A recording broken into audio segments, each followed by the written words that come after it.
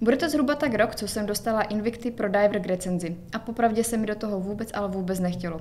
Už protože jsem znala kontroverznost samotné značky a taky jsem věděla, jak šílené designy umí vytvořit. Jenomže když si přečtete výsledný článek, tak zjistíte, že z toho pro divery nevyšly vůbec špatně. Pokud chcete vědět, čím mě Invicti tak dostali a čím zbořili předsudky, tak přesně pro vás je dnešní video. Tak pojďme na to.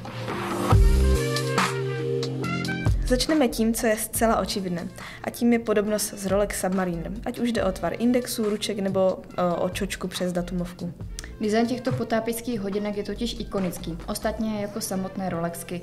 A na rovinu, pokud na Rolexky máte, nespokojte se s ničím jiným. Na druhou stranu, pokud už teď víte, že na hodinky s 6místnou cenovkou mít jen tak nebudete, tak pro vás je tu hned několik alternativ. Mezi nejznámější patří například značka Steinhardt z modely Ocean One anebo právě Invicta Pro Diver.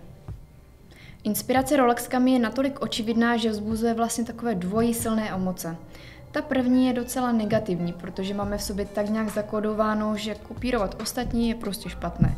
Ta druhá je ale spíše pozitivní, protože to právě ten design, po kterém naše hodinářské srdce občas zatouží. To bylo krásně poetické, ale máš pravdu, právě pro ten design jsou Invicti vyhledávanou záležitostí. Vyhledávanou a taky překvapivě dobře přijímanou. Invicta tedy totiž překvapuje kvalitou, zvlášť když vezmeme v potaz cenu. Pouzdruje v kombinaci broušených a leštěných ploch, což je velmi oblíbená kombinace a musíme říct, že v tomto případě jde i o opravdu povedený finish. A to stejně platí o náramku, tedy minimálně u verzí s klasickým Oyster náramkem. Možná jenom trošku škoda, že koncovky nejsou plné, ale to je mimochodem nedostatek, který jsme nedávno viděli i u mnohonásobně dražších hodinek od Seika. No a na číselníky se dívá fakt s radostí. Ocelové indexy jsou tady lepené a popravdě ta preciznost je kolikrát lepší než u jisté japonské značky. Na druhou stranu samozřejmě k Rolexkám to má opravdu na míle daleko. Na druhou stranu rozhodně nemáte pocit, že byste na ruce nosili nějakou lacinou cetku za pár dolarů. No a to je přesně to, čeho se Invicta snažila dosáhnout.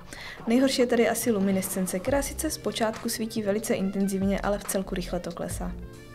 Když už jsme u těch potápěčských kvalit, kam dobrou luminescenci určitě řadíme, nesmíme zapomenout zmínit, že i když název Pro Diver tak nějak naznačuje, že by mohlo jít o certifikované potápěčské hodinky, není tomu tak.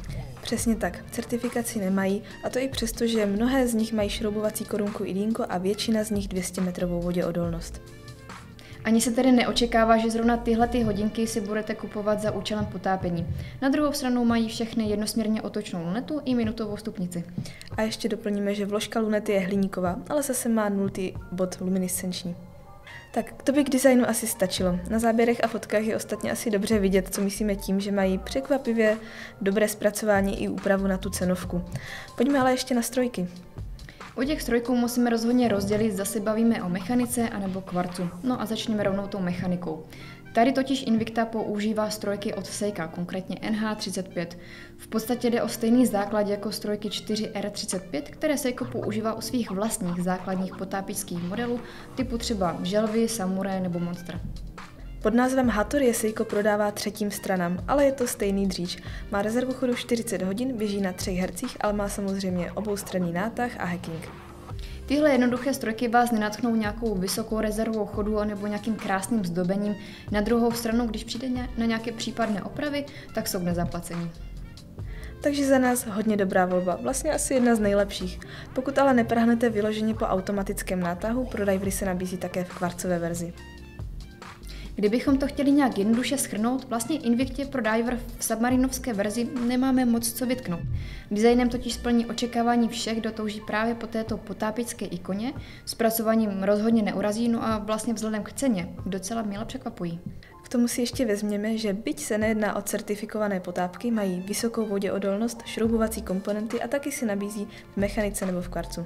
No a ještě jsme zapomněli zmínit, že tady je opravdu z čeho vybírat, protože Invicta rozhodně nesklamala a nabízí svoje Pro Divery v mnoha barevných variantách, ať už jde o klasický bicolor nebo třeba oblíbené pepsiny. Další výhodou je, že se nabízí v několika velikostech. Buď ve větším průměru pouzdra 40 mm nebo v menším 37,5 mm, která potěší asi právě pány s užším zápěstím. Za nás jsou tedy Prodivery slušnou náhradou pro všechny, kdo zkrátka podlehli tomu neodolatelnému designu slavných Rolexek. No a nebo pro všechny, kteří hledají potápěčský design a současně dobrý poměr cena-výkon. Ostatně to je i závěr mé původní recenze, takže pokud si chcete přečíst, dole najdete odkaz. Ještě se ale sluší říci, že v řadě Prodiver nenajdeme jenom potápky s designem Submariner, ale najdeme v ní taky třeba chronografy, skeletony a ostatně ty nejoblíbenější z nich najdete v naší fotogalerii a odkaz vám necháme dole v popisku. No a to už je vlastně od nás dneska všechno. Moc děkujeme za sledování, budeme rádi za sdílení, no a nezapomeňte, že ten správný čas je teď.